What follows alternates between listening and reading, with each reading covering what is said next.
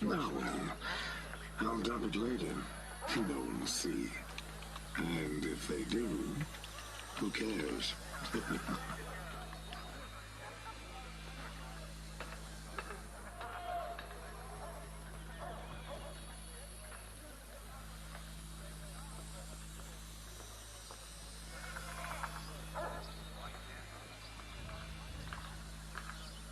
Some things shouldn't be negotiable, like prices, or promises, or gravity.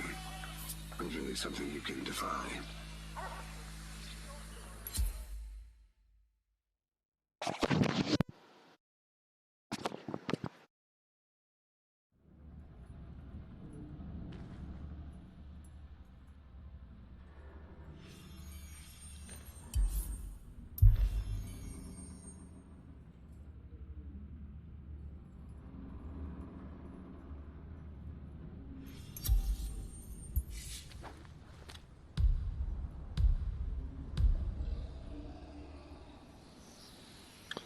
Howdy guys, and welcome back to Nerd Nation. The Secret Nerd Dad. We'll be playing some Dauntless here.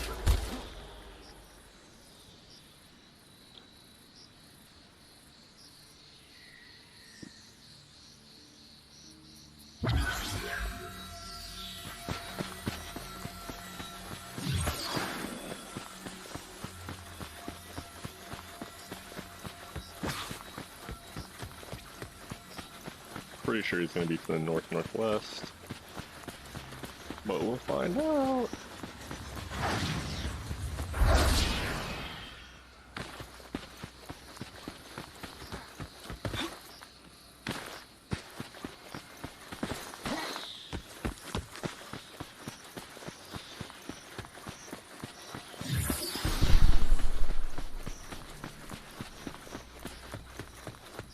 All right. Apparently not.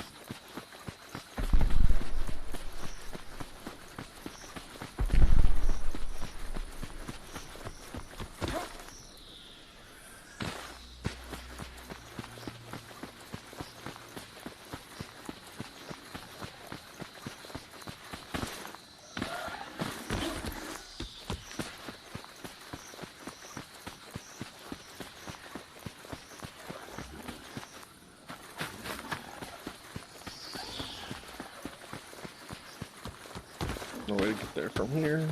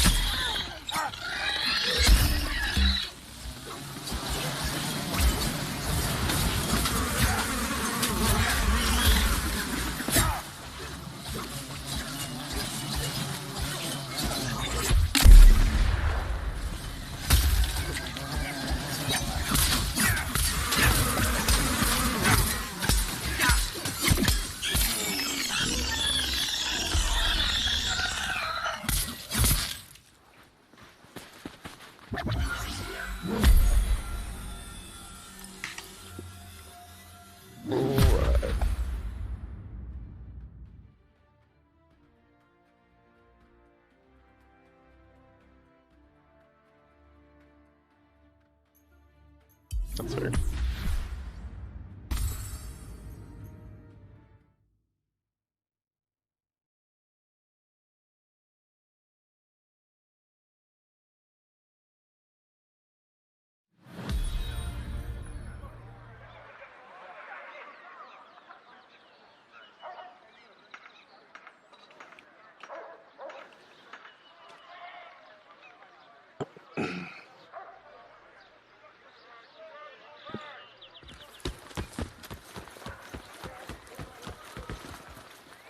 What'll it be, Captain?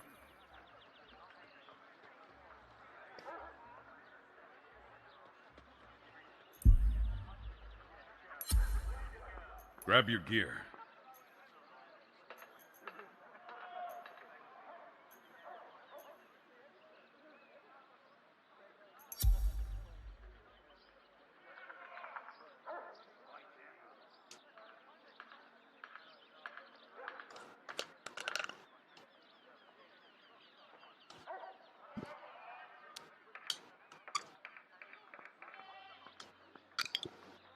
Time to come.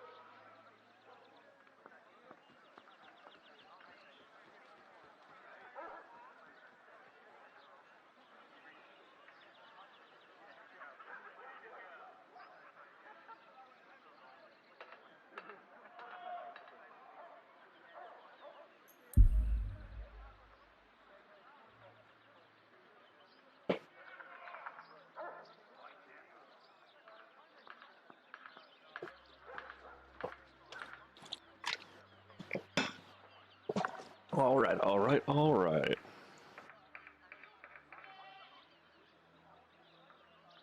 Just busy living the best life over here.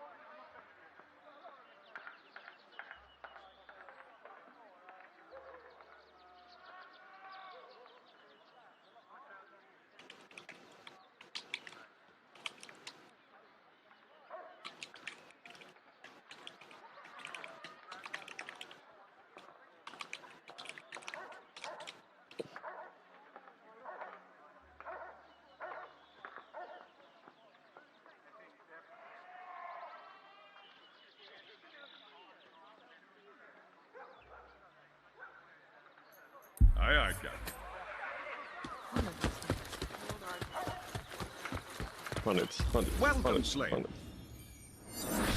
Claim them rewards, son. What's up, Pigmento?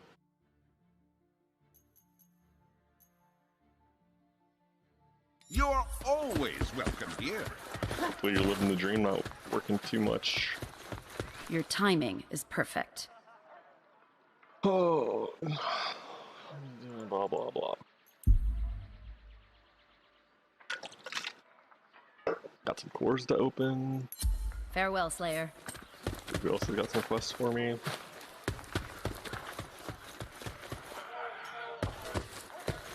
Gonna talk to Tressa, which is nice. Pet this dog. Oh, what up, Tressa?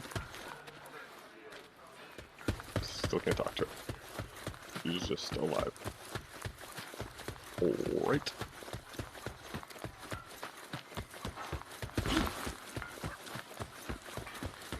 Still no over there. 9 out of 10. Can we make it 10 out of 10? That'd be great. How goes the slaying? Alright. Tearbach. Or Shrek.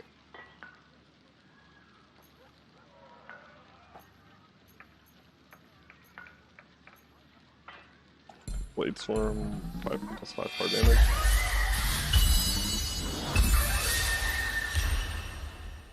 We need the helmet and the legs. And then for the Shrike, we need just neutral orbs. Just neutral orbs, okay. Hike Sketters always. Stand by our work. Let's pop these cores open. You know, just living the dream. Trying to avoid doing my homework for as long as possible while the kids are asleep. Just got them down for a nap, so that was fun. Still don't have anything for me, huh, Janet? Then you need me to go fight a Back Valamor. from slaying, are you? Valamor's regard. Alright, so let's go do this Valamor. Take the fight to the behemoths. Actually, let's go fight a Shrike real quick. Most likely. Anything to say? What order you got, Got man? any news for me? Oh yeah, fight all the dyers. We'll talk okay. again soon. Troll. Oh, let's go neutral. Start the hunt. What are you playing today, Pigmento?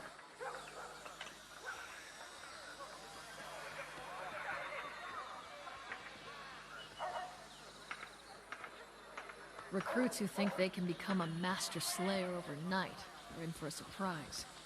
Some of them might not even make it to Better not have Slayer, gotten for into that my matter. stock again. It's not a job for the Does not skittish. need any kind of stamina boost.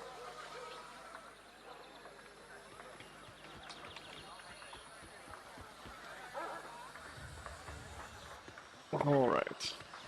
Go get this.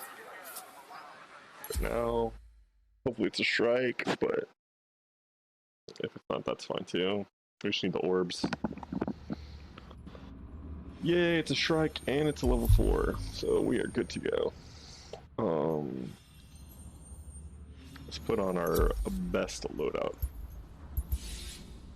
We have, that's the highest. Our Draxial armor. Overpower. Back.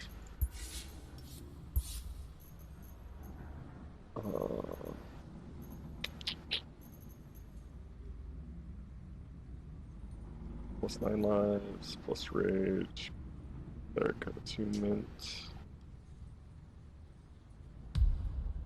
Okay, well I guess we're gonna go with that then.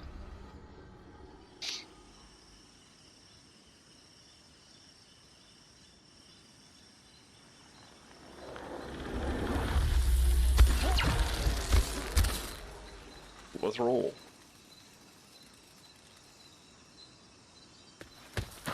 I don't think I've ever done a night mission here. This will be fun. Hopefully the strike's right here like it's supposed to be.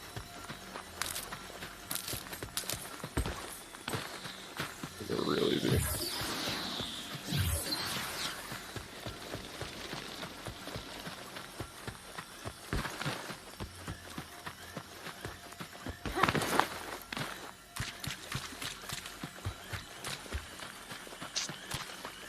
Yeah, little strike, strike, strike.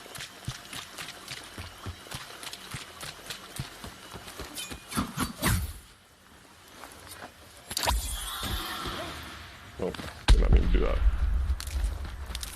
Disregard. Oh, here it is. Anyway.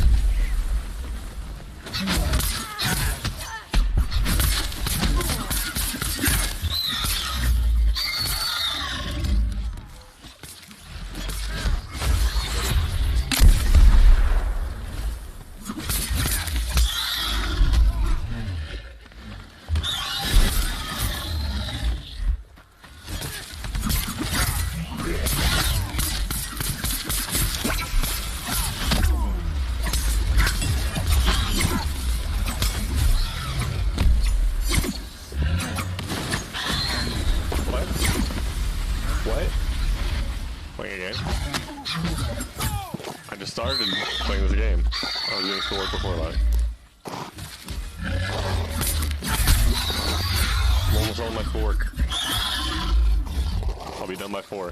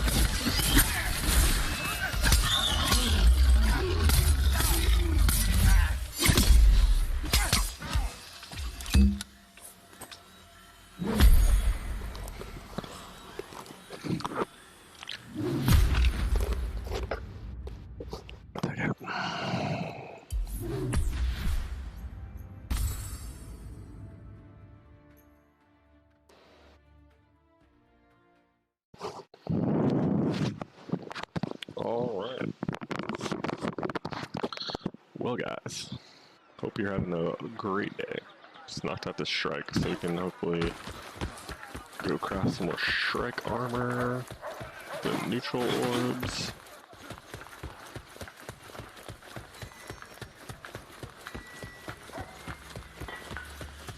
Them there neutral orbs. What's up, Slayer? Hey, so what are we missing? Okay, this needs to be upgraded substantially. Let's get everything to 4 first. And we'll start working our way up from there.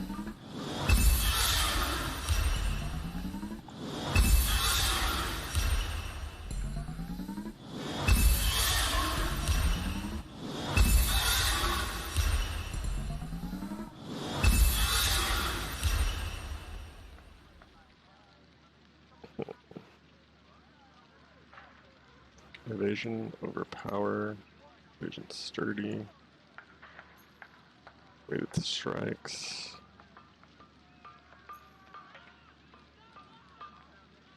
Healing, increased healing from all sources. I think we're gonna go with this first.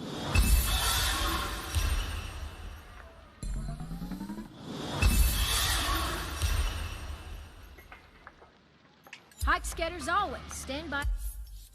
And now, got that Shrike.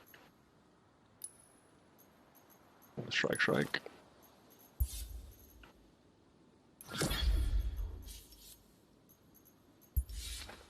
How does this not? How do we have no technical mods in here?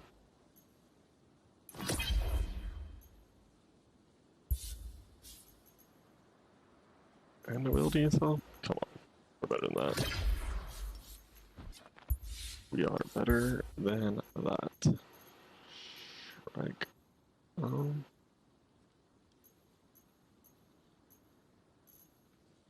Plate.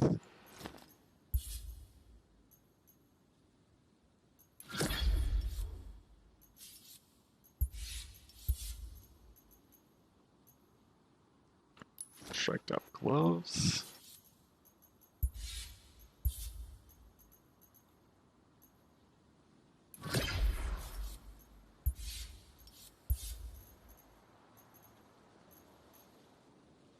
Strike down greaves. What about that mobility life?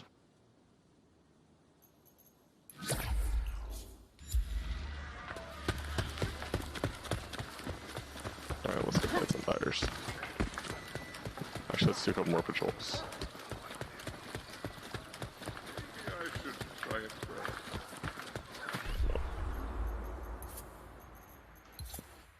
Screw it, let's do some dire patrols.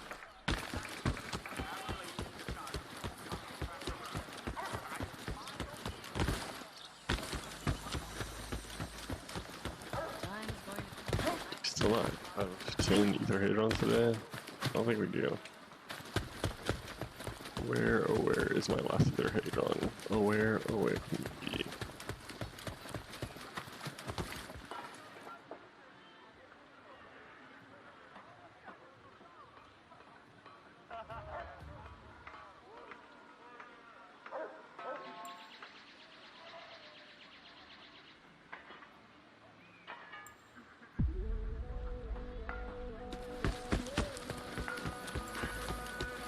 On some music. That's what we've been missing.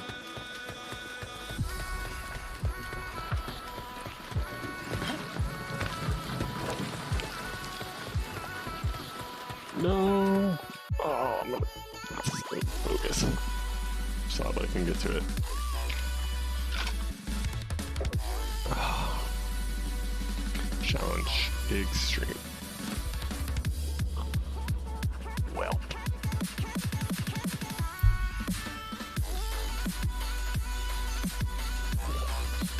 No, I'm leaving. No, I'm not, no. No.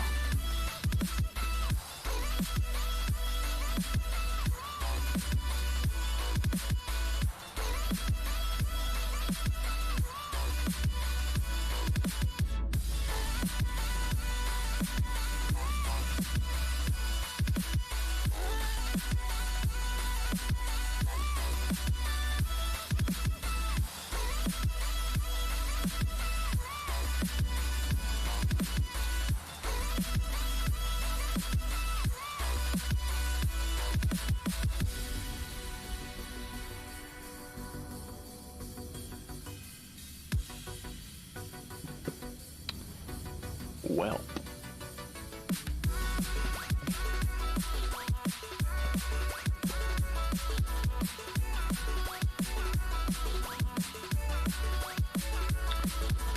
What a punk ass bitch.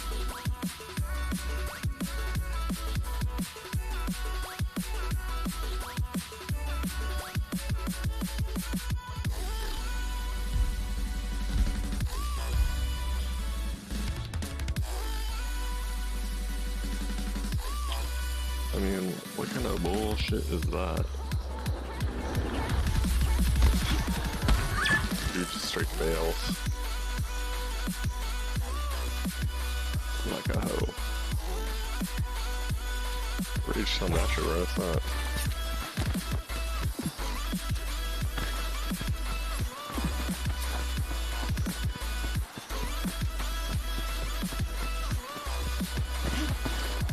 It's not like something hard, like a Caradoc or anything, bro.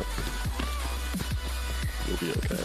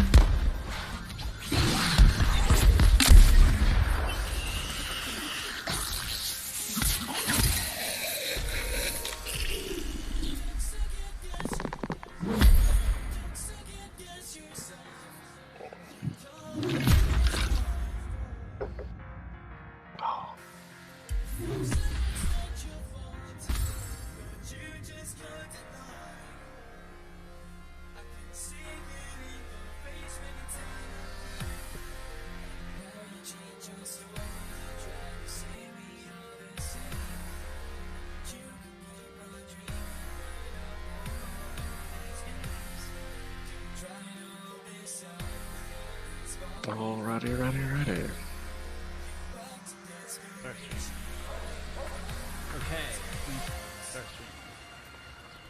Okay. Alright. So good. Still don't have enough irons for the blacksmith. Dark Troll.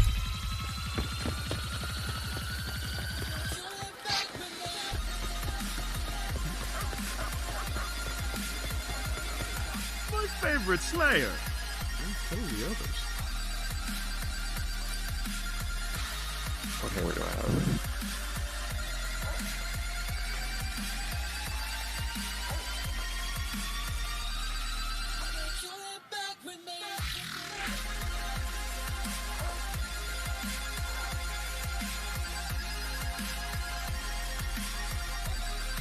The hammer.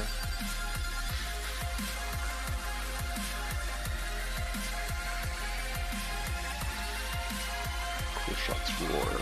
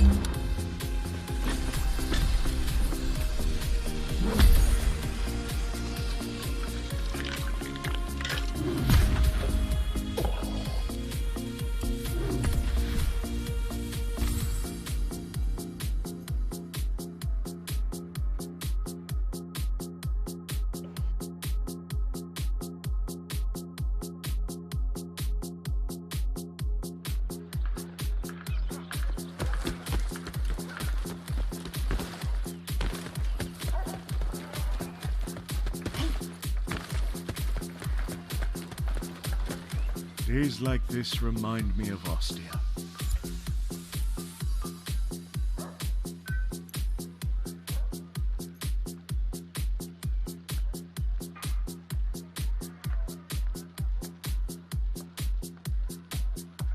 There. Fight well, my friend. What's happening? What do you know? Sheets. There. As well. Other neutral orbs. Happy hunting.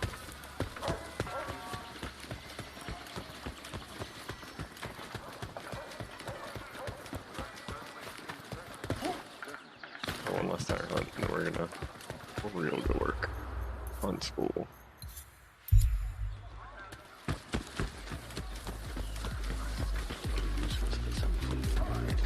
For real this time.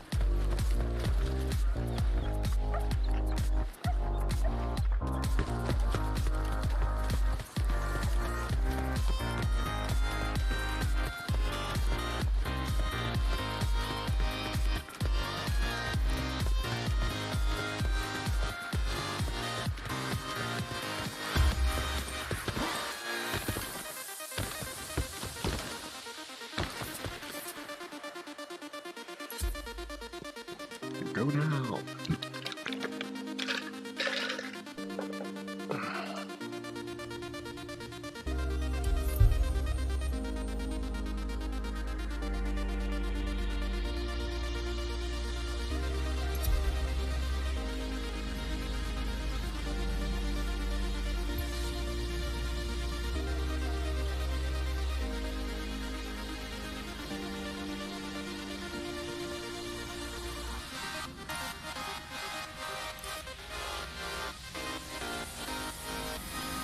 Other day.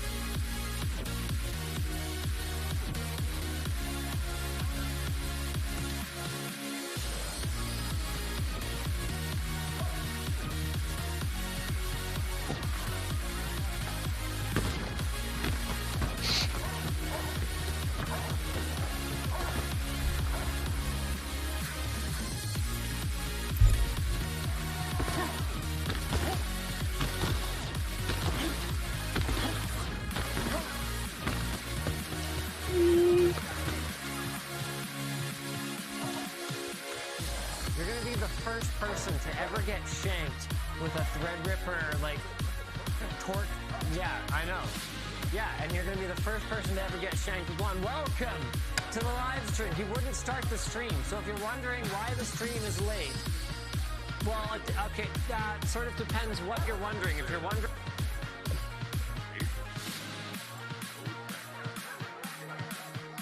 You guys already know all about the cheapest 4K monitor that we unboxed and checked out a little while back, but the problem with that video is that the cheapest 4K monitor is probably not something that most people want, because if you want the cheapest of anything, you're probably hooking it up to an entry-level system, in which case you're gonna struggle to run the latest games at 4K at decent frame rates anyway. So today's video is about what you guys really want.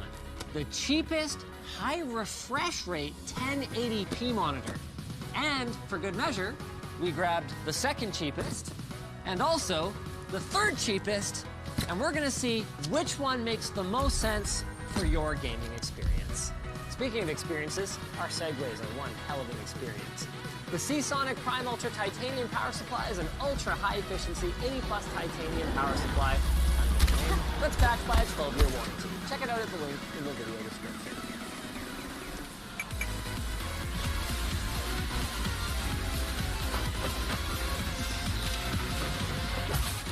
Let's start with the Scepter C24. This one is going to cost you just $155.99 on Amazon, which is just freaking outstanding. Now remember, it wasn't that long ago that to experience high refresh rate gaming, you were spending hundreds of dollars, not just like $150. So it's 24 inches. It runs at a 144 hertz refresh rate. It features a VA panel. I mean, that alone is mind-blowing for, you know, a $150 monitor. Again, not going that far back in time. And it also features AMD FreeSync, which means that we may actually be able to manually enable G-Sync even. Although if it's not on the G-Sync compatible validated list, the experience might not be that great. Throw that bad boy in there. And use the included screwdriver. Even like $5,000 TVs don't necessarily come with the screwdriver specifically. Judging me by my screwdriver size? Perfectly fine. Alright, that's better. Not much in terms of adjustment, but my expectations again are pretty low for that. At least the stand is really better. But one thing that doesn't feel particularly buggy is check this out. Like again, not that long ago, getting HDMI 2.0 and DisplayPort, both of which support the monitor's full resolution and refresh rate, was not necessarily a given. And we've got a second HDMI, that one's just HDMI 1.4, if you wanted to hook up something like, you know, a game console in addition to your PC. Now this is one you don't see very often. To save room inside the monitor and simplify the design, they haven't gone with an internal power supply. That's perfectly normal. But the thing that's not normal is for it to be just like one of these super basic wall boards. I mean, this is only like a 30-watt wall with 12 volts 3 amps. Nice! They included the DisplayPort cable. Very nice. Actually, it doesn't feel like a complete piece of garbage either. Freaking awesome. So one thing of note is that the monitor is not actually very curved. I was a little bit worried. It's 24 inches. It's pretty small. Like, it does not require a curved display to get any kind of benefit out of it. This is so subtly curved that it's pretty much not noticeable. So one thing that's noticeable immediately is that in spite of the fact that it's using a VA panel, you can see our whites are quite gray, they're quite dirty. They're just doing like a quick and dirty fire up an Explorer window and drag it around.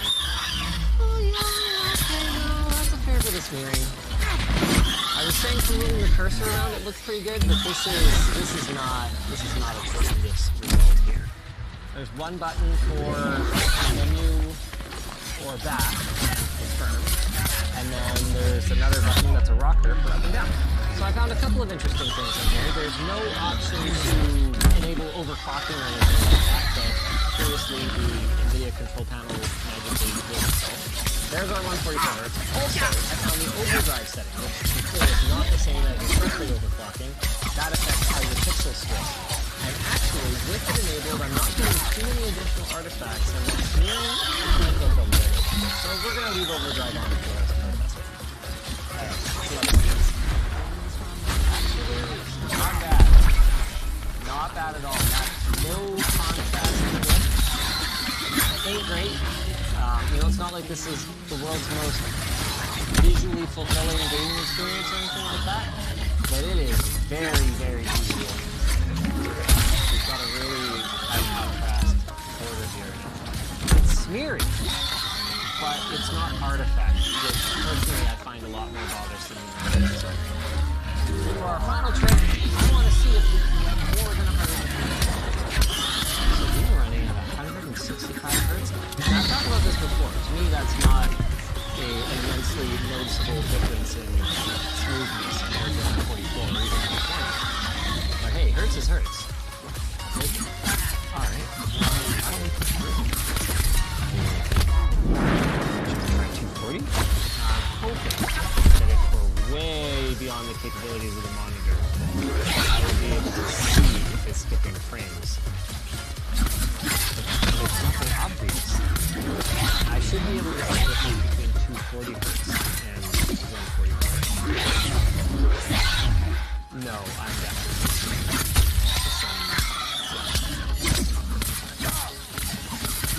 so as I'm panning, there's just little walls and stutters or hiccups that I can more feel than see. It's not something I'm going to be able to show you guys on camera. That's pretty darn smooth. And what I can tell you guys is that if it even mostly, that looked like a skip there. If it even mostly runs at 240 hertz, then 165, 180, 200, probably no problem.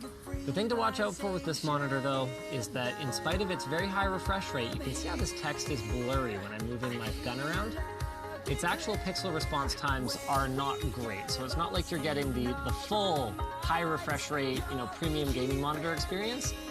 For the price, dang.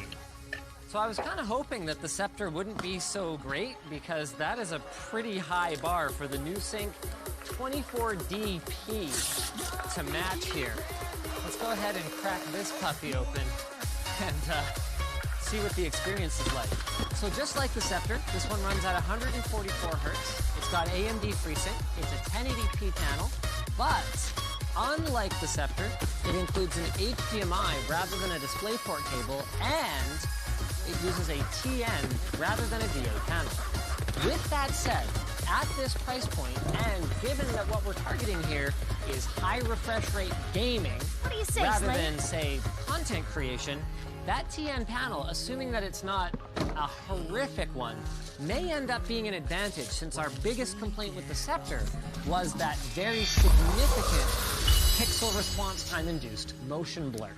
Instead of like an attached sort of V-shaped metal stand for the base, you just get this very inexpensive piece of extruded aluminum with the screws pre-mounted in it, and then a simple plastic UFO frisbee base.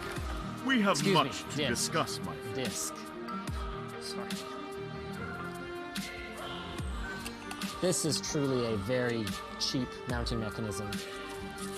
Now, one nice thing about the NewSync, I guess, is that it has a larger power brick, 12 volt 5 amps, but I'd say it doesn't weigh much more than the other ones, so I'm not sure how believable any of that is. Also, I don't actually see, like, are you supposed to have a CE logo on this thing? For sale in North America? Or UL? Or, like, anything I recognize? So instead of just sourcing multiple different power cords, they just use all Korean ones and then ship one of these super cheap, flimsy adapters with it for the region that you're in. Now, I could just plug in the HDMI cable that was included in the box. It seems decent enough. But for an apples-to-apples comparison, if we want to overclock, we're going to need DisplayPort anyway. So I'm going to go ahead and plug that in. And we can use this opportunity, actually, to take a look at the I/O. So unlike the Scepter, it only has a single DisplayPort and a single HDMI, and it doesn't actually specify what type it is here, but we can figure that out quickly enough. This is curious. There's enough room in the chassis to have an internal power supply. You can see they've actually got like a punch out here for an AC plug, but they went with an external power supply again, probably to save cost. Curiously, yeah, you can really tell that it's got a very different interpretation of what colors should look like. And I think we're gonna restart the game just to see what's going on with all this weird kind of judder that we're experiencing. So let's go ahead and do that. It feels like to compensate for the TN-ness, they've like cranked the saturation a little bit. But with that said, at least on the desktop or just browsing websites, it honestly looks pretty convincing. Like it's not bad.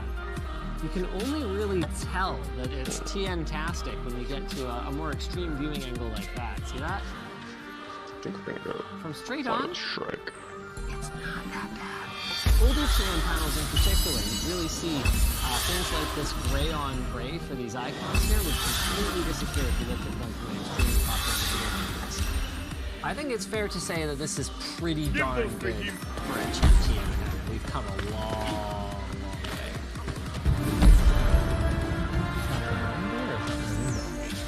No control of overdrive or anything like that. Pretty much the only thing we can really adjust is turning FreeSync on or off. So our 144Hz option shows up out of the box this time. Oh boy. Uh-oh.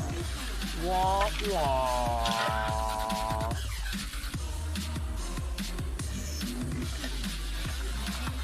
Well, that is a real shame because aside from this obvious problem running at 144 Hz, let alone 240, I would say that our motion blur is significantly better. Like this text is much more readable.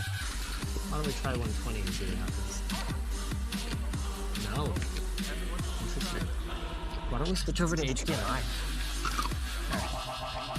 So now we're using DisplayPort to HDMI adapter.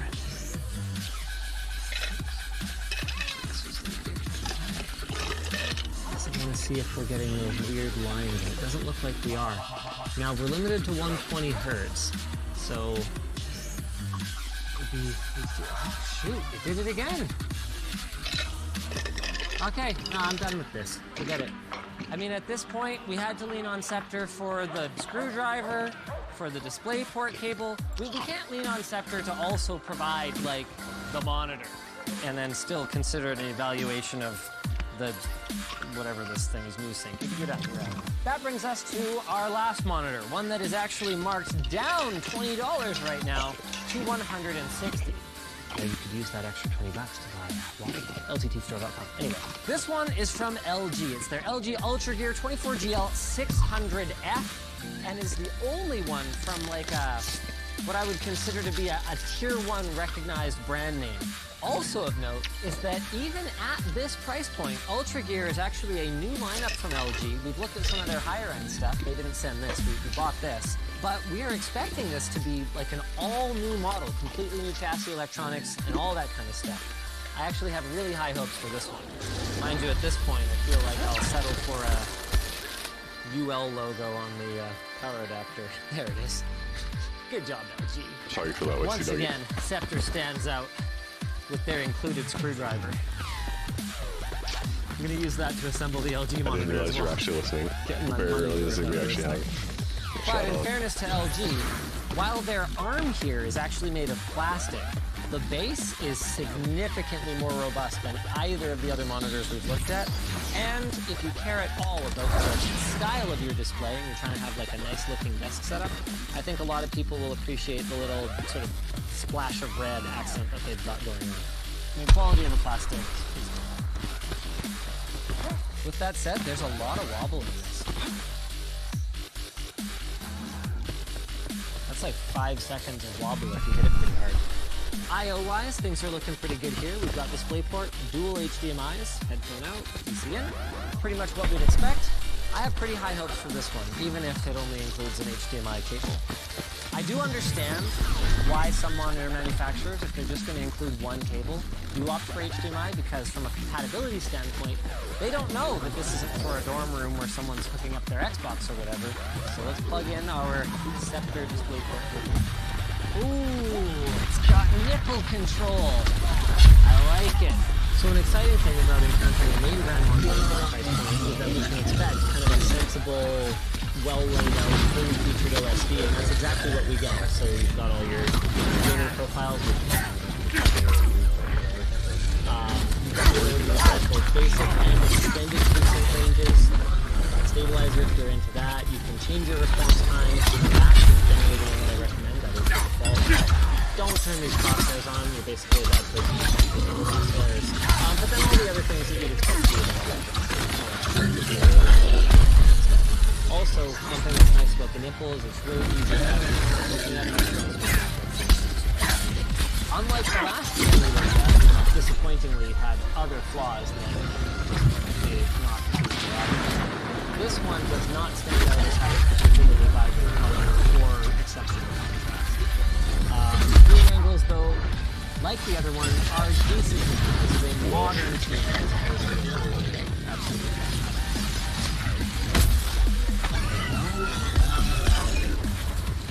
That is a really weird combination. So, it doesn't have a long trail like the VA panels are standard, but the text is not readable at all. It's kind of like they're overdriving it really hard, so it ends up not looking clear, but you don't see a long trail on it. Reduction time. Hold on. Now it's doing backlight strobing, and that is awful. Like, it's not smeary, but you end up with sort of these discrete trailing images because of backlight strobing. That's not something I would recommend. While we're at it, I'm actually going to change the response times down to normal. Let's see if we get less of an artifact. You can still see here. So this is an overdrive artifact where our X's are actually trailing green as we do this here.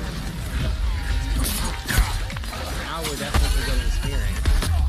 Now, in fairness to LG, while those overdrive artifacts were really undesirable in the Windows desktop, this is the most readable that we've seen this cut while moving the camera. And I think it's fair to say that our color profile is better than the Scepter, with better contrast. It is noticeably better in-game, even if there are things I really don't like about the desktop. Yeah. So, that's interesting. Set 165. The monitor, I don't know, maybe you could do it, but maybe this is the other edge of the double-edged sword about more sophisticated firmware. They're basically putting an error message on the screen. Also the skin. So conclusion time then. This was really surprising to me. On paper, I was not expecting to like the set. VA panels aren't known for their amazing responses, and we did get some roading, but it has other redeeming qualities that I felt really made up for it. It's got great input given the price point. It's massively overclockable, even though we might have gotten a feature. To be clear, we just bought it off Amazon, so you could just as easily get one ourselves. And while the curve is not something that I desired, what I found with it is it's so subtle that it just wasn't noticeable at all. With that said, for a mere $5 more, if I'm not interested in overclocking my monitor and I want something that's a bit more of a polished experience, LG's Ultra Gear also really stands out. That said, we don't know if this phone will last forever, and having a $55 difference, for me, going for a budget high refresh rate monitor, Scepter easily beats our pick. Speaking of things that win our pick, this segue to our sponsor, Volta Magnetic Cables. The Volta Magnetic Adapter 2.0 allows you to add Volta's skid-free feature to any cable.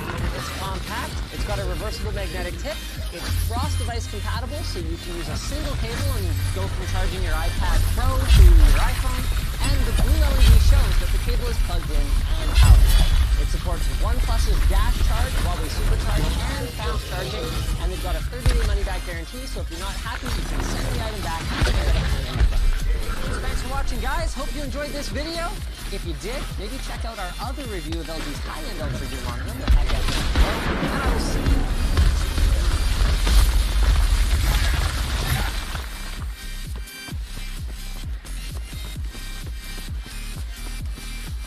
start with what you already know.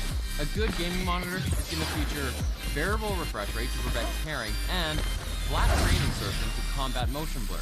But no monitor supports enabling these two awesome features at the same time. Now here's something that you may not know. Asus is the first to launch a monitor that blasts past this limitation with the VG2780, a monitor from their budget tough gaming lab, featuring what they're calling ELMB. We're gonna see if this is something we can't live without right after this message from our sponsor, Pebblehost. You in the market for a hosting provider? Try Pebblehost. They balance price performance with GPS hosting starting at $2.75 per gigabyte, and game hosting starting at just $1 a gigabyte. Use code LTT at the link below and save 15%.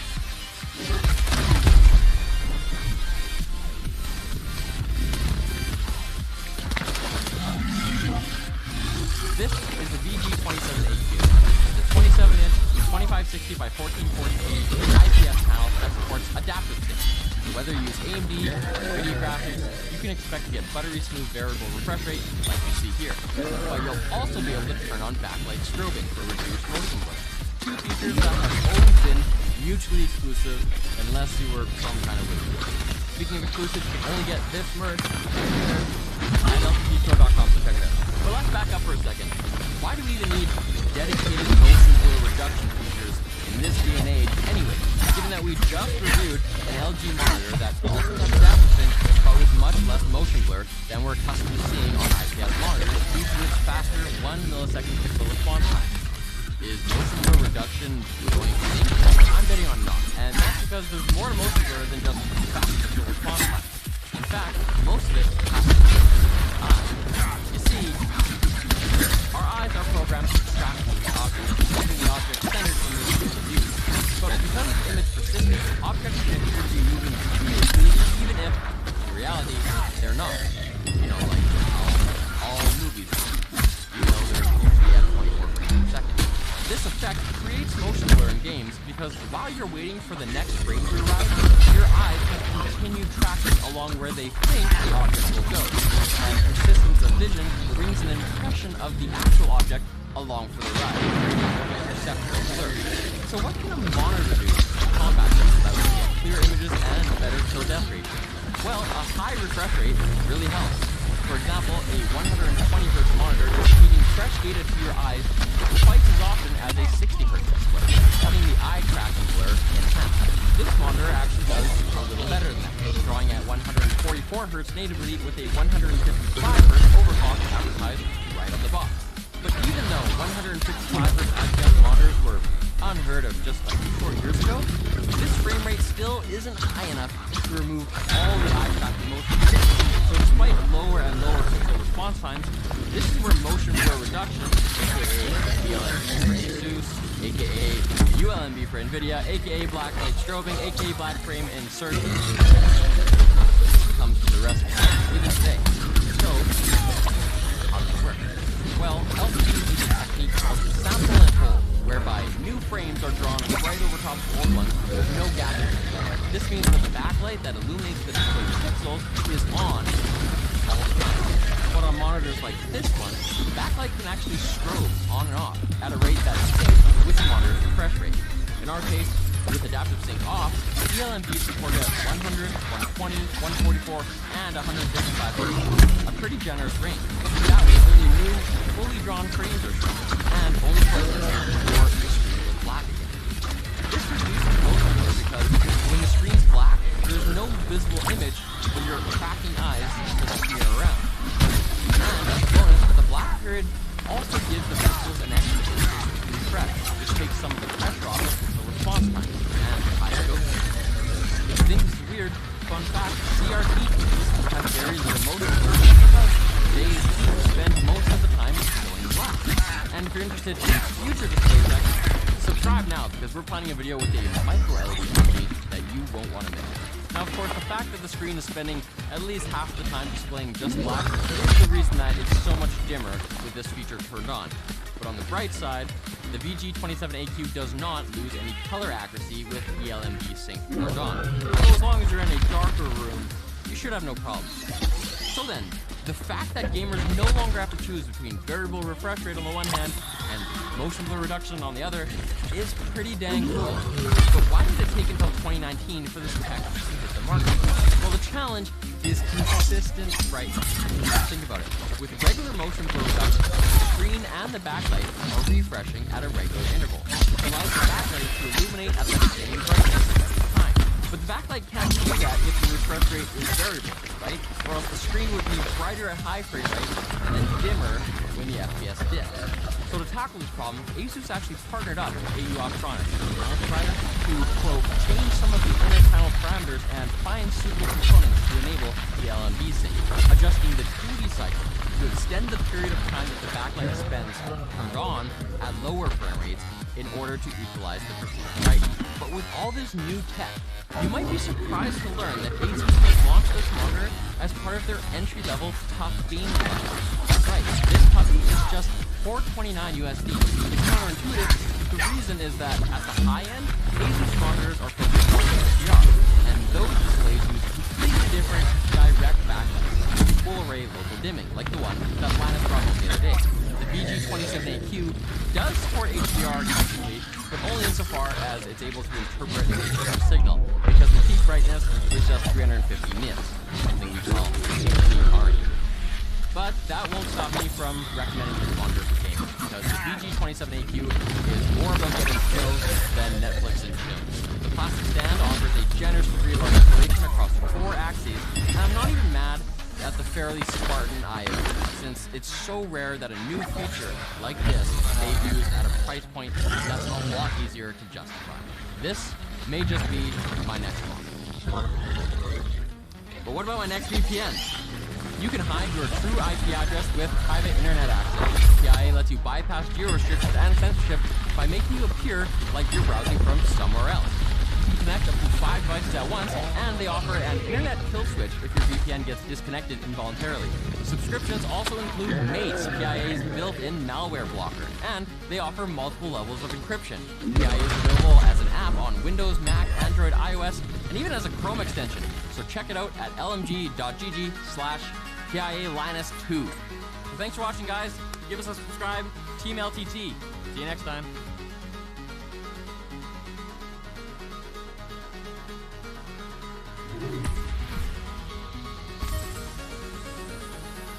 So the thing with water cooling is there's a few different reasons people do it. Some do it for performance, getting them overclocks. Some people do it for looks, although that clearly wasn't the case here. And some do it for silence. Now, here's the thing though. No matter how many radiators you throw at your system, like you could put like 6 radiators on this thing, you could take all the fans off, and it would easily dissipate the heat from a CPU and a graphics card, you are still going to be stuck with at least one moving part, and that's your pump. Now sometimes pumps take the form of like a big standalone piece like this, like with a custom loop, while other times you're gonna have it kind of built in or integrated into something else. So this AIO from NZXT has the pump built into the CPU block, while others, I believe EK does this for example, build it into the radiator. But you're always gonna have that moving part, which is a point of failure and a source of noise. Unless you don't.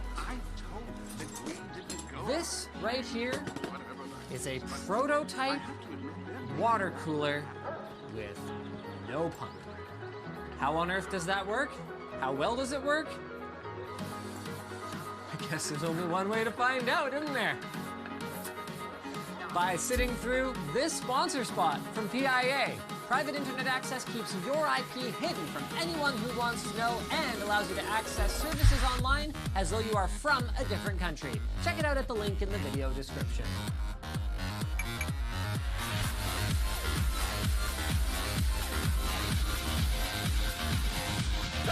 So I first got turned on to the idea of pumpless water cooling when I was reading a post on extremesystems.org. That's a blast from the past. Way back in 2008. So a user by the name of OCZ Tony, who worked at, you guessed it, OCZ at the time, was doing some experimentation with their upcoming CPU water block, which I'm not sure if it ever got released or not, but it's hardly the point.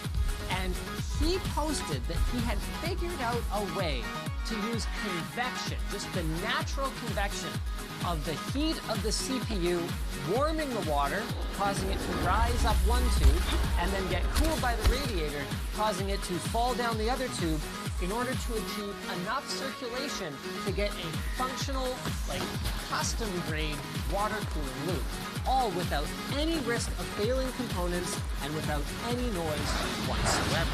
Tony's approach had a couple of fatal flaws there. So for one thing, it wasn't possible to get a ton of circulation. So modern CPUs, like the 18-core one in here, we're going to have no chance of moving enough water to carry all that heat away. And number two is that it relied on a very specific layout of the entire system so that the convection action could get started in the first place. So the radiator would absolutely need to be above the CPU socket, and then once you started to add multiple heat sources, like, you know, a graphics card or something, well then life gets really confusing. Fortunately, there are other ways to move fluid around inside a closed system. Take this, for example.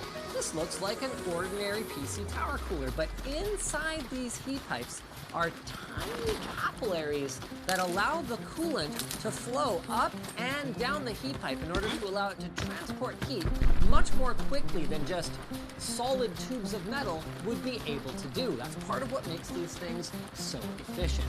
So in a nutshell then, capillary action is the phenomenon that you would observe if you took a cup of water and then something thin like a straw, for example, and stuck it in. You would actually see that the water level inside the straw would rise a little bit, even though the force of gravity is working against it. It's partly caused by surface tension, and it is the exact principle that our cooler works on. Now I'm going to give you guys a really brief look at this before, but now we're going to take a look at the. So first we've got a bog standard radiator. I think it's made of aluminum.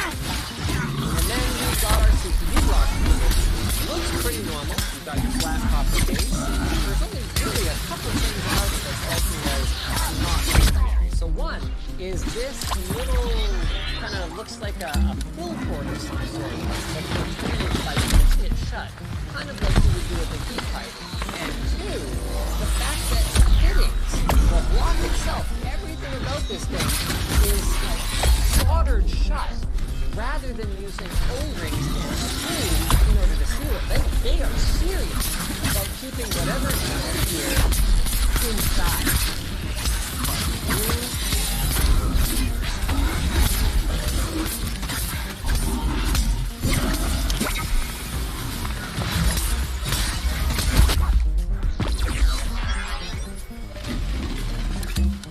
Now this is 10 out of 10 engineering sample stuff. Raging Tech sent it over. This is not evaluated for its performance or the packaging or anything like that. This is just a concept stage device, which means that mounting is probably not going to be that simple.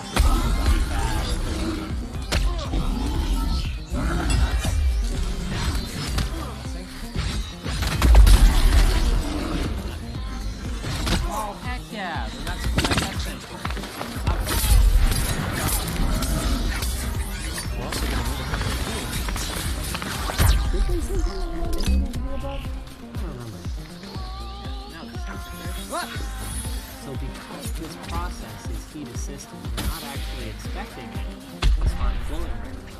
How would it do that? With power. So we're actually waiting for the heat output from the CPU to move the water around, converting heat energy into mechanical energy. What that means is if there's no load on the CPU, it's going to take take a while to get hot enough down here to begin the process. You can see here, our CPU is clearly not putting out as many heat. And that is a hefty copper block on it, so it's going to take a while for it to appreciably heat up.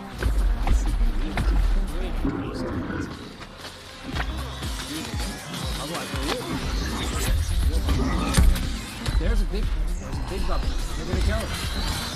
See that? It's actually starting to flow now. Flowing out of both sides.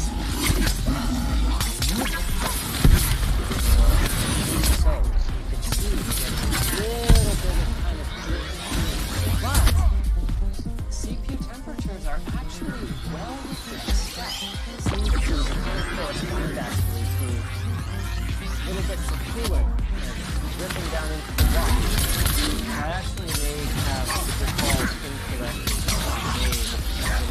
some gravity. So let's go ahead and provide it. So now this is kind of like having a radiator self-cover. CPU temperature way down. We're up to your 90, now they're in the 60. Okay, so theoretically we're all set up ish now. You can see that our CPU has settled in at around the low 60s, and that's not great, obviously. It's an 8700K, by the way. That's not great for idle temperatures. It's not even really. But you gotta remember that this doesn't work unless we add enough heat. It's clearly working well enough that even though that's a high idle temperature, we're well within spec. So in order to get our cooler going more rapidly, to get the cooler working better, we actually have to hit it with a load. So let's go ahead and do that.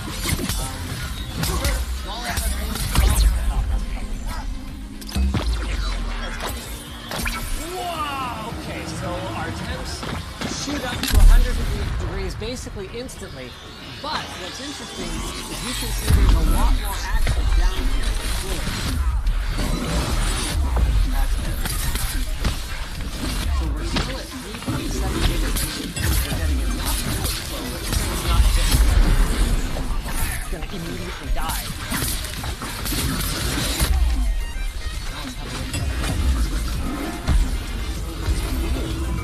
We've actually got liquid returns on both of these. It suggests that it's through the vapor to move up to this radiator. So maybe the configuration can be tweaked once more. Just trying to remember what their instructions were. I could have looked this up before we started, but what fun would that be? Sorry, I'm leaving now. It's possible that the design expects the motherboard to be oriented the way it would in a typical tower case. So why don't we go ahead and do that? There we go. Alright. Now let's see how she goes. Ooh, interesting. Our temps are down in the high 90s range now. Also our speed, which had fallen down to about 3.5 gigahertz, is up to 3.63. We're clearly turboing higher. What's weird is that it appears as though it's operating more like a heat pipe cooler right now, with a thick tube doing most of both the liquid and gas movement. Why use only capillary action when you can use convection as well? We could tell that all the action was in our top tube here, but the top one was the thick one. So if we were to change it around and use our skinny one as the top, instead of having those two forces work against each other, we could, hopefully, have them work together. We can't use temperatures to differentiate our orientations here because they're all going to hit 100 degrees into the throttle.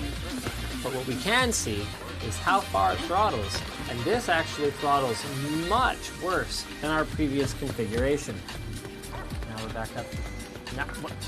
Now we're up to 3.8 gigahertz. What is your logic? So this is clearly the hot side, and this side is pretty hot too. Okay, so I gave in. I consulted the materials they sent over back when they provided this unit, and it appears as though this was the correct configuration with the small tube on the bottom, the big one on top, and the radiator up above. So let's go ahead and try it one last time. So this is the best result we've gotten so far. We've only got one core that's at 100 degrees, and we're turboing up to about 3.8 mid to 3.8 high gigahertz. That is not a bad result. Now, it's obviously not a perfect result, which is probably a big part of the reason that this, even though they've shown samples of it as long as like a year and a half ago, hasn't turned into a commercial product yet, because there's a lot of fine-tuning to make this work. For one, basically endless tuning and tweaking could be done on the diameter of the tubes in order to allow for better coolant flow. For another, there's all kinds of different fluids with low boiling points, which is part of what actually allows this rapid movement that could be used to charge a system like this. We don't know what they're using inside. I'm sure once they figured out a formula that works, they would hold that as a very closely guarded trade secret. For another thing, remember how we showed that this whole system was sealed up?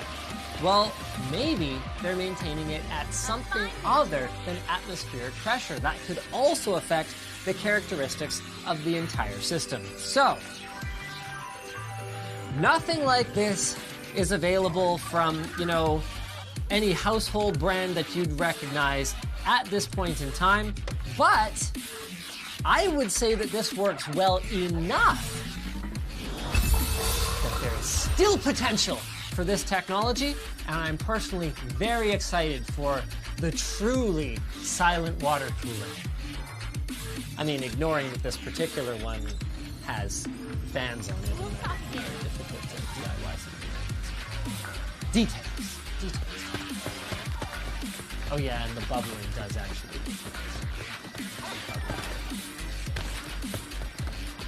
Get access to amazing games, books, comics, and more at Humble Bundle, and save money at the same time. They believe that when you pay for things, you should have the ability to select how much you want to give to each party. A creator, a charity, or even Humble Bundle itself. And you can either shop on specific titles through their store page or through their bundle sets. Pick the bundle that you want or subscribe to their monthly bundle to save even more. So go check them out at our partner link, lmg.gg/humblebundle. We're going to have that down below. So thanks for watching, guys. If you disliked this video, you can hit that button. But if you liked it, hit like, get subscribed, or maybe consider checking out where to buy the stuff. So it's finally the day. We are going from gigabit fiber internet to 10 gigabit internet on our own dedicated wavelength. So behind this door is my friends Danny and Chad from iTel, who are going to be helping me with this little upgrade, by the end of which we will have literally 10 times the bandwidth that we have currently to the main Harbor Exchange in Vancouver. With Glasswire, you can instantly see your current and past network activity, detect malware, and block badly behaving apps on your PC or Android device. Use offer code Linus and get 25% off at the link below.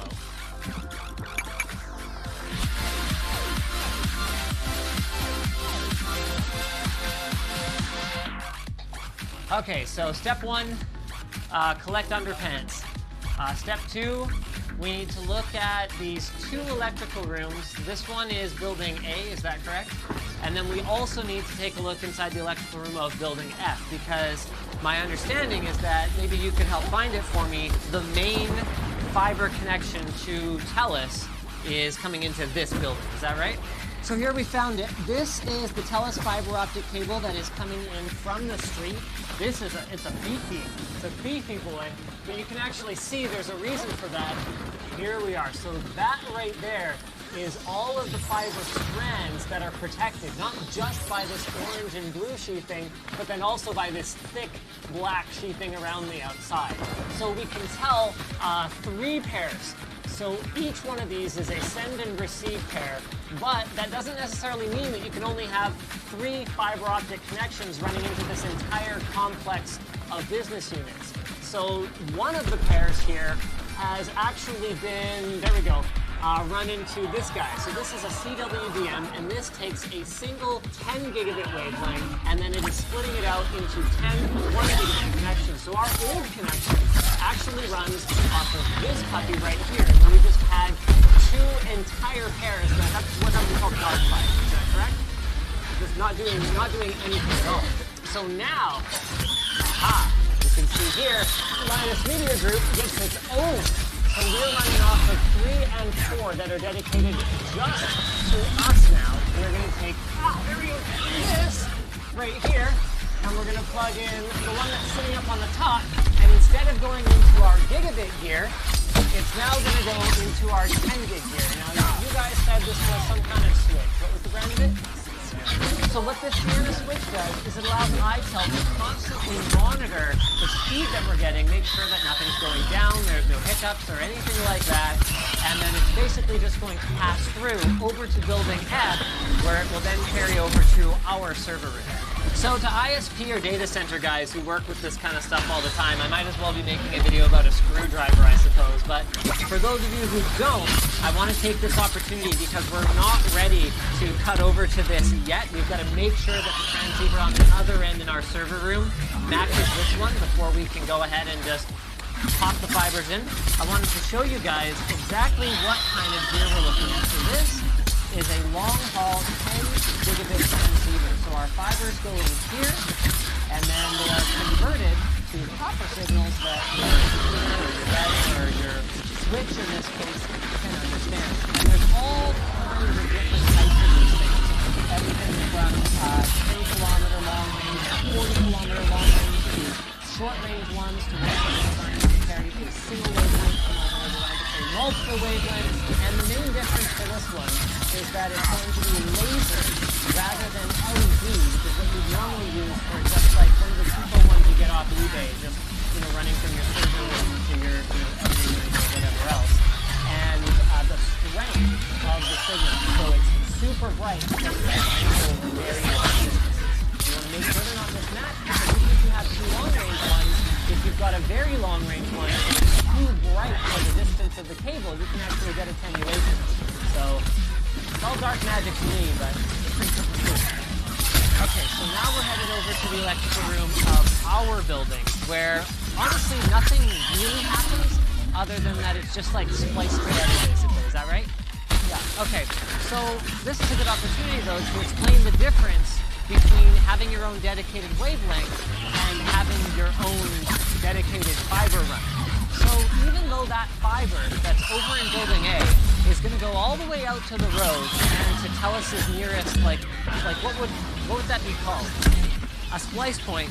It's going to be combined with other pairs over there, and it's only that light wavelength that is actually dedicated to us along that path. And that path is dynamic.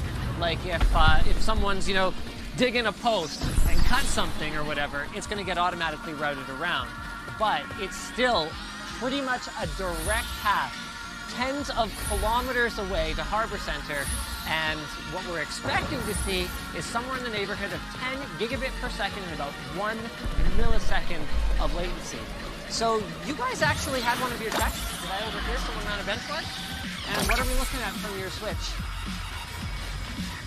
9.8 gig! Well, where's my other point 2? You bastards.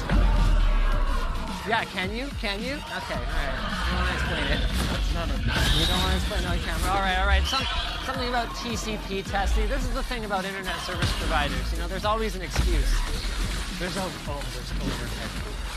Okay, so now we're over in our building. So building A was the first one of this complex, so that's where everything comes into. So we've got one black all the way up here, and then into like a splicer box. Sure. Oh yeah, splicer box, but it's splicing cabinet. Anyway, so you can see here, all our fiber strands are separated here, and it's normally closed for protection. And then it's going right there. We're the only ones in this building with fiber Ethernet, obviously. And then the yellow one goes into this orange piece, and then all the way back down here to unit 102. So 102 and 4 are all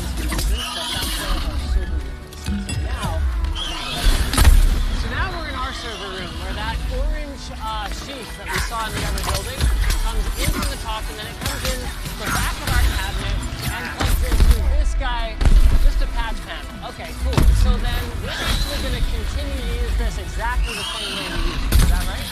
Now, the one extra piece of equipment that we had before that we will no longer need actually is this MRV right here, which was essentially a media converter.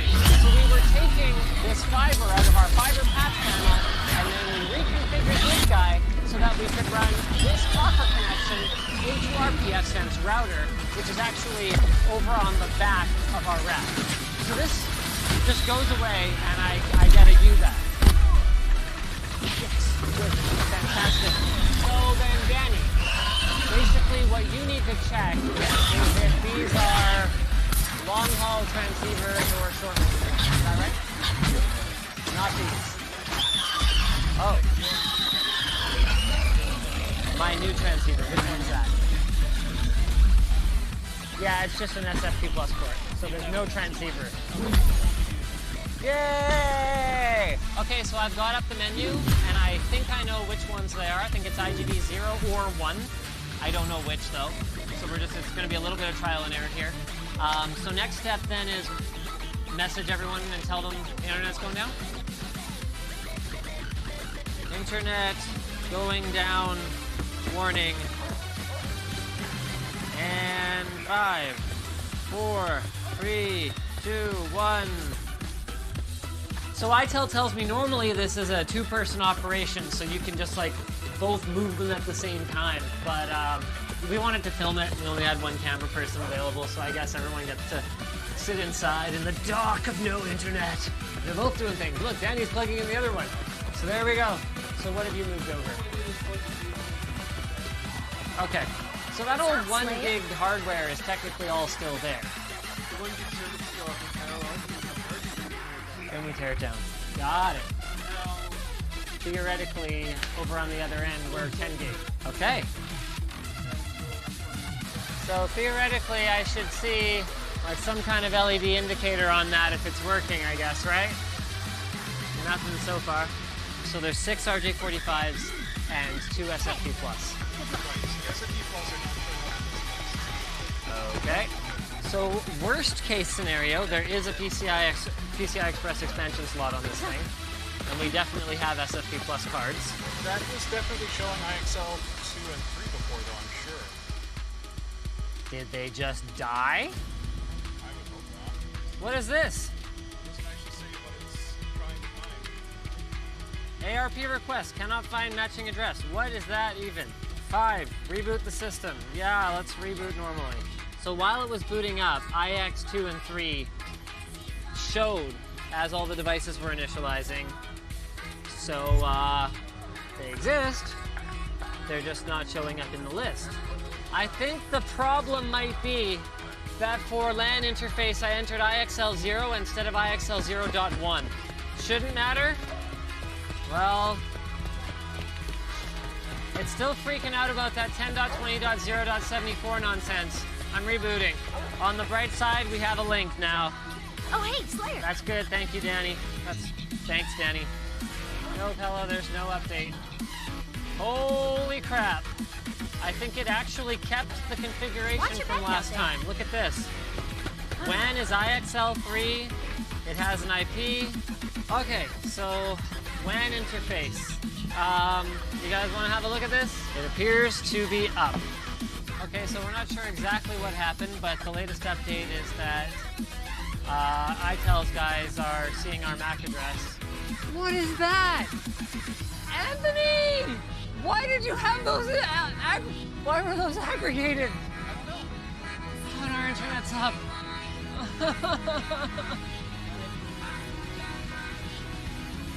got lag killed today. So, let the record show, I actually did know what I was doing. I just didn't know that someone had tampered with my I sort of knew what I was doing. Like, I could have checked this before they got here. What was happening was 2 of our 8 interfaces just weren't showing up in this list because there was a link aggregation group set up that was showing up, but we didn't recognize because we were looking for IXL3. So everything that I thought was supposed to happen, with everyone arguing with me, where I was like, no, blah, blah, blah, blah, it'll show up, and all this stuff, and blah, blah, blah, blah, blah. The only thing I did wrong was I bunged up plugging in the fiber so that it wasn't lighting up. Since then, it's been, I mean, there's an element of user error. You know what, I'm sure all the network admins in there, the ones that aren't telling us that pfSense is totally unsuitable for 10 gig, are telling me why I'm wrong. But anyway, the point is, you know what? Bam, it's working. All right, so what we want to do now is ping our gateway and see if we're getting the advertised 1 millisecond ping times. So you're at 50% here, Danny. 50%. Oh yeah, oh, you're blaming my router now. Oh, I see how it's going to be. So we can actually see here whether we should blame my router or not. It looks like our send time is 0.3 milliseconds, and then our round trip time is right in the neighborhood of 2 milliseconds there. So we can see that by refreshing it here. It's really consistent. Dang. So it's all working, we've got internet, but one of the coolest things about our sub 2 millisecond round trip time to Harbor Center is that we could basically have direct layer 2 access to anything else that's in there. So if we wanted to connect directly to a CDN, or if we wanted to put our own servers in there, I mean, I guess that's probably expensive, but theoretically we could do it, right? We just have a 10 gigabit pipe to Harbor Center that happens to be bringing us internet. Now, the way you explained it to me, we basically have 5.5 gigabit to the broader internet, but 10 gigabit to anything that's cat then. Is that right? Or Harbor Center. Okay. 5 gigs of internet to 5.5. 6 with overhead. So all that's left now is to run a speed test. But we have a slight problem. We're gonna press go, and we're gonna discover that speed test relies on the server at the other end having the amount of bandwidth that you are testing for. So we just maxed out someone's gigabit server somewhere, because the reality of it is, if anyone had a multi-$1,000 a month internet connection, a 10 gig connection, they'd be using it for something. It's not just sitting there waiting for me to speed test. I mean, apparently it's got more down than it does up, which is fascinating, but poor urban fiber is like, what are you guys doing to me right now? So now what? How do we test this thing? What even do, Daddy? Multiple sources. I mean, you know what? Oh, a torrent. A torrent could work. Well, I wouldn't know anything about torrenting, Danny. You know what? I'm gonna call 2.5 gig up okay for now, and I'm just gonna do like a fun test, okay? Because technically, Google is in Harbor Center, right? So why don't we upload something? So slight correction, Google is peered there. But either way, we should be looking at some pretty serious speeds here. 2.6 gigs. Let's upload it to YouTube. Weak YouTube. You're weak. Alright, we're gonna have to find something else. Like, what can we, like, get to this? Hyper test? Yeah, I need that running on the thing. So basically, there's nothing that we can do to test this other than hand this connection over to the float plane guys and give them a server here in our server room, and then do like a live stream or something. So maybe that's something that we'll do in the near future and see how hard we can hit this thing. In the meantime, though, massive thanks to Danny and the iTel folks, Dad coming out here and helping us hook this up. Massive thanks for the discount, I guess. It wasn't that substantial, still very expensive, but they claim they're not making any money on it, so, you know, the word of an ISP, so they're pretty nice guys, but yeah, I don't know. And a massive shout out to our sponsor for today's video, Audible. Audible can help you out with their exclusive Audible originals that feature exclusive audio titles created by celebrated storytellers from world best diverse as theater, journalism, literature, and more. And the coolest thing is you can get your first audiobook for free just by going to audible.com/Linus and trying out Audible for 30 days. You can also text Linus to 500-500. One book that we suggest that's only available on Audible is Cracking the Tech Career. It provides a bunch of great advice about career paths that are available in the tech industry and how to make your application the most attractive one one in the pile. So again, that's audible.com/Linus or text Linus to 500 500. So thanks for watching, guys. If you disliked this video, you can hit that button. If you liked it, hit like, get subscribed, or maybe consider checking out where to buy the stuff we featured at the link in the video description. I'm actually serious about that. iTel has been absolutely fantastic to us. I just love giving them a hard time. They're only really business. You guys don't really consumer at this point, do you? So there you go. But at any rate, they've been really good to us. And also, while you're down there, you can check out our merch store, which has cool shirts like this one, and our community forum, which is definitely worth a join. So we could actually host a forum out of here. There would be no reason not to do that. Probably have to go to better UPS. Maybe like, okay, not yet. Later.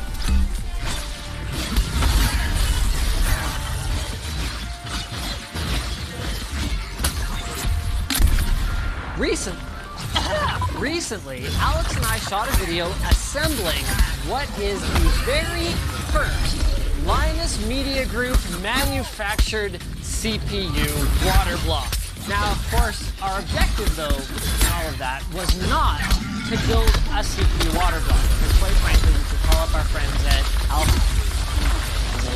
Basically anyone, and they would do a much better job of it than we did. Yeah, none taken. The objective was for us to water cool a red 8K camera. Baby steps, right? So this was doing something pretty normal, where we could basically clone a Chinese design and then just put it on the CNC. Today, we kick things up a notch with this. We're gonna water cool something a little unusual, our 10 gigabit 12-port network switch from Netgear that was actually the first 10 gigabit piece of equipment that we got. Well, parts.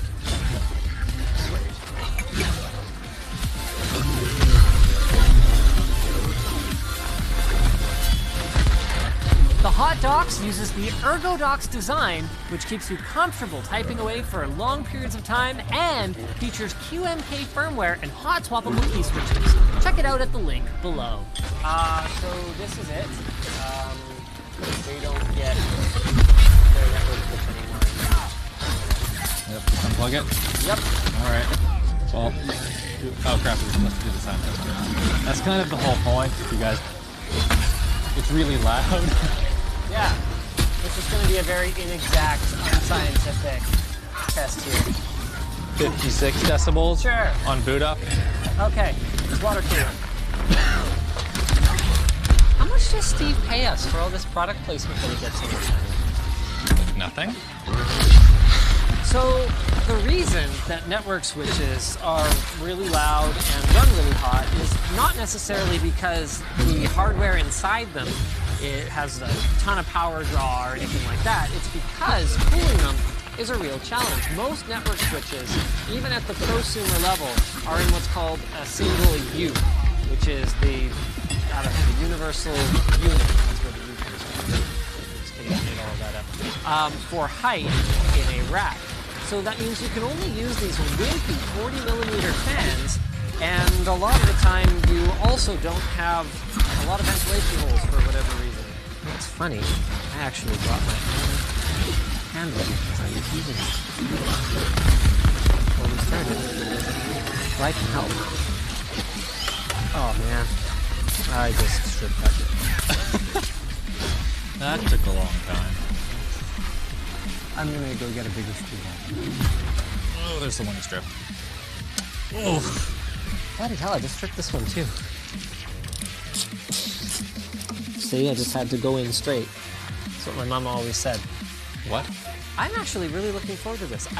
It's a funny thing, because like computers, the first thing I do with them is open them up, laptops and stuff. Mm-hmm.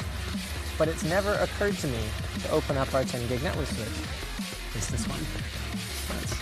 Oh. Oh, there we go. Up and down. Cool. Holy crap, there's a lot of stuff to cool in here. What is this? Are they ripping us off? Huh? Is there another port that they don't put on the front? Maybe they're just afraid of having it be 13. So here's our power supply that we're definitely not going to touch or even get close to. So my intention had been to keep it 1U mountable though. Oh, okay. Yeah, but then just have like tubing out, like quick connects or something, and then like an external rad. Okay. I mean, that's one option. I'm not married to it though. For whatever reason in my mind, I was picturing kind of like this goes on here. Yeah. And we just like cut 2 holes for tubing and then mount a rad like right here. Like full like engine block showing through the top of the hood, muscle car, muscle switch. And then I guess if you really wanted to, we could put like some T connectors in there so you can make it a one view, have it go out the side. So it looks like every one of these heat sinks is hard mounted. So there's screws going in from the bottom of the PCB, and this whole main board needs to come out before we're going to be able to remove any of this. Now to be clear, this is not as expensive as a Red camera, but this is still today, what, like an $800 network switch or something like that? I have no clue. Yeah, let's be careful with it, because I can't remember how much it costs either. It's not cheap, though. I almost wonder if we could just get away with putting little copper things on here, sort of like you said, but then run a heat pipe just straight across all of them. If we used a ball nose bit that was the right size, we could cut a channel right in the top of it, the right size for the heat pipe. Yep. And then just solder it on, and then we managed to spread the heat out that way. Okay, and that way we've just got this big spreader that'll carry the heat, theoretically, hopefully, towards our cooling. Yeah. Okay. Wait a minute. What? Oh, no, it was all soldered on. There's no way. How could they possibly be? It's gonna be a pain in the butt. Should I go get the soldering iron? Yeah. All right. What do you think the chances are that they're soldered on and then epoxied underneath? I was just thinking. Oh, we do have a way. How hard do you think it is to just snip those? Oh.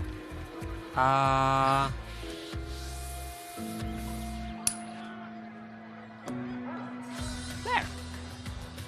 Easy as pie.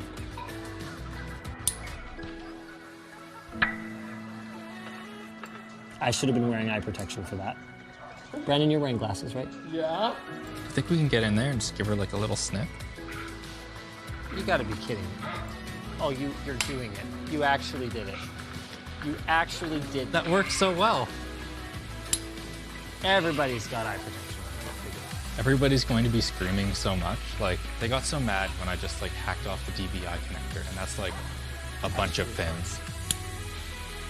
That one hit over there and then landed over there.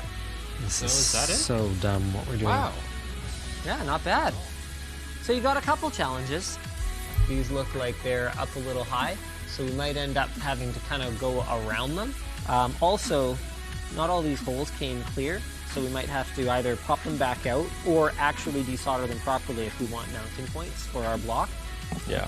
Your copper slab to cover it is probably the simplest way. Here's our main CPU block, and then we do a short heat pipe here and a long heat pipe here. This is actually going to be pretty difficult. Yeah. I don't know why I wasn't thinking it would be difficult, but it's going to be quite difficult.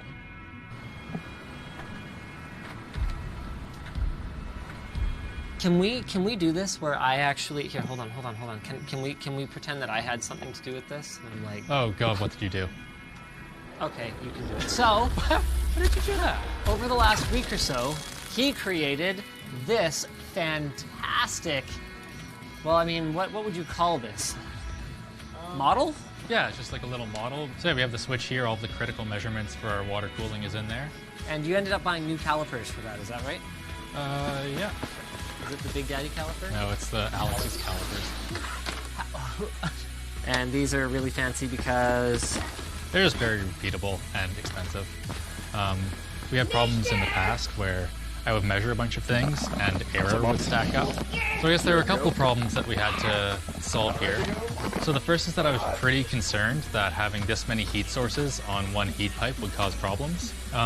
So we have this paper here that sort of solved this for us, which is an investigation of thermal characteristics on a sintered wick heat pipe with double heat sources. Basically tells us you want your heat sources to be as close to the condenser as possible. So our condenser is effectively this segment of the heat pipe right here, where it will be thermal epoxied to this copper plate, which is going to be water cooled. And then I guess other things. Jonathan from Ascend Sealing contacted us. And we have a heck ton of O-rings. Like, he's just been raining O-rings on us. So we have better O-rings this time. Yeah, and also his cardstock is amazing. Like, look at this. It's quality. Yeah, can we get some of this? No. And yeah, we have new O-ring lube. So basically, nothing can go wrong. Yeah, well, things can go wrong, but that's what we're about to get to. The hard part, though, is that we have to actually machine this. So, how do you machine a rounded groove? So we have a ball nose cutting out. So that just like gets round on the end, and you just kind of just like that. This was like surprisingly hard to get to work properly. So big shout out to CJ from Autodesk. It's gonna be like half a sketchy one because we can't go any lower than 78,000 RPM on our CNC constructor. So really, we should be using a mill for this. We should be using a mill for this, but we don't have a mill because they're expensive. Yes. When you're going to cut metal, you need to make sure that every single time that the tooth comes around, you're cutting out a chunk of metal, or it's just going to rub and it's going to. So since we can't make the tool spin slower, we need to run it faster. Being safe, right? Yeah. People yelling at us about our CNC. Do you want to plug in the air compressor? Yeah, that's it. We do have actual mist cooling now. So everyone that's saying you should have cooling, we already have cooling. Well, you can definitely see the screw here. So is this just getting like more and more legit every time we do a video? Yeah, basically. This is leaking. Yeah, it got dropped. So we're ready? Yep. Can I press go? I like to feel like I'm helping. And that's the tool that we have. So yeah. That is not that clean looking. No.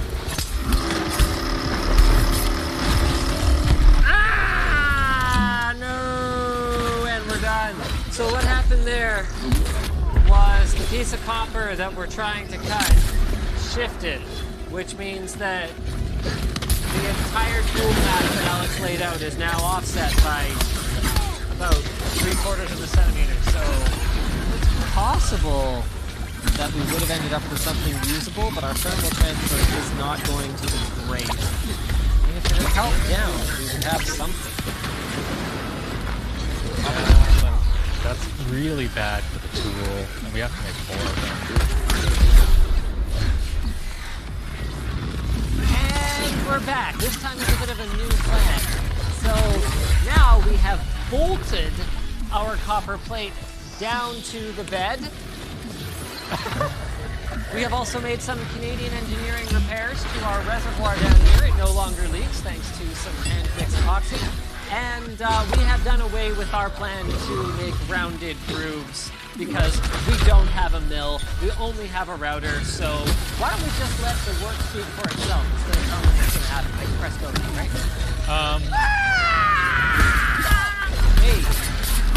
Hey!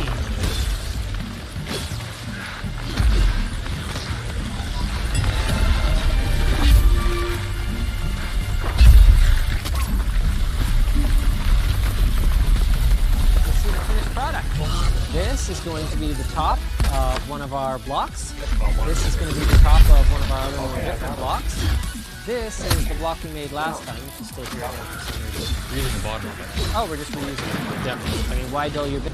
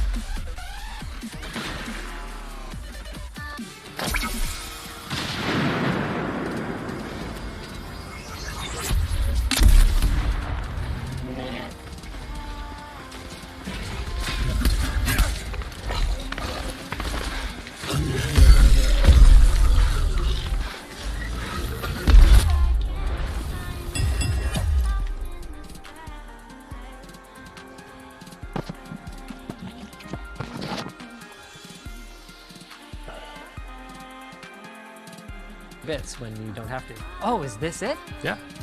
So this is the moment of truth right now. Oh! Perfect. It really is, actually. Yeah, it's 0.1 of a millimeter oversized. Good work. I'm happy with that. I guess we just need to clean these off and tap them. Look at that. It just looks so good underneath. Completely see-through. We didn't bother facing it this time. That should go there. Yeah, that goes right. And then we'll have the 3 that go down the middle here. All right. Whew. That's a lot of copper. Now you told me Pro mode was going to have the heat pipe on the bottom so that we were like heat pipe direct touch cooling. Yeah. Are we doing that with this one? No, not with this one. Oh. That's going to be version 2. Ooh, version 2. We need to get this done because Ed's mad that they don't have a switch for their ingest crap. But yeah, ingest crap. We don't need these videos. But yeah, we're going to have to redesign this guy, and Alpha Cool is coming up with those like the server-sized heat sinks. So those are going to like go in the side, and it's going to look super legit. But until then, we're just going to like have it Linus Tech 2 style, just like below the ingest station. Do these screws go through? Not quite. We don't have to widen the holes in the PCB, do we? Are you kidding me? Well, it's potentially going to be the quietest and coolest switch on, like everywhere. Arguably, a switch that doesn't power on anymore is very quiet and very cool.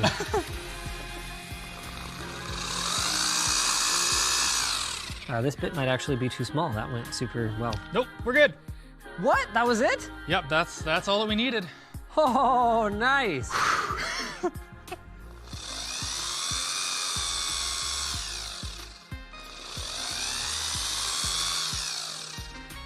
We should probably give this a little dustier. Yeah, something.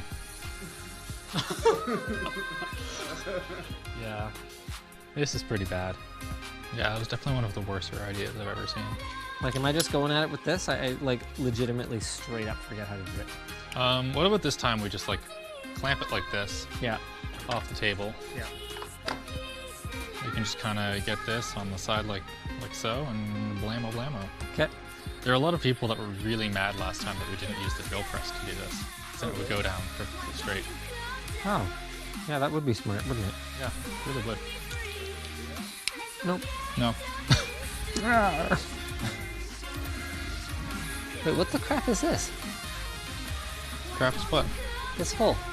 Can we go all the way straight through? The drill press had an issue. Yeah, that's good. Okay. This is a really bad one. I don't know about that. Well, you'll be able to tell from the bottom. Oh, geez, what did you just do? That's pure carnage right there. Oh, God. What up, bro? That's a lot of acrylic on the floor. What? Yeah, these don't quite line up. Well, live tech tips? What are you up to right now? Yeah.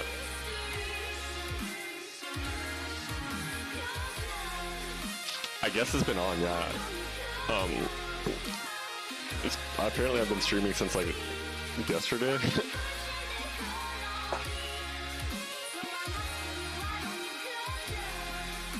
Yeah. I didn't realize that until like I came back and somebody was like, yo, you've been on for like 24 hours without being on. I was like, oopsie. Oh. Yeah, how's your weekend going?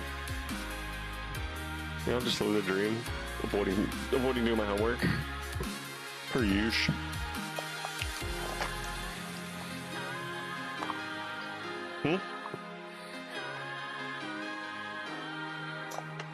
Oh wait, oh no, I still have to download that.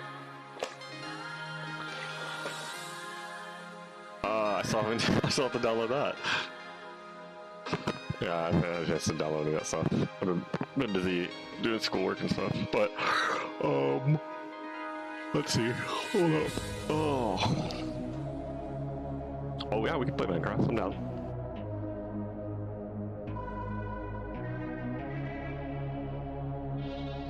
Okay.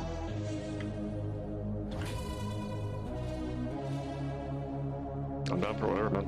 What were you thinking?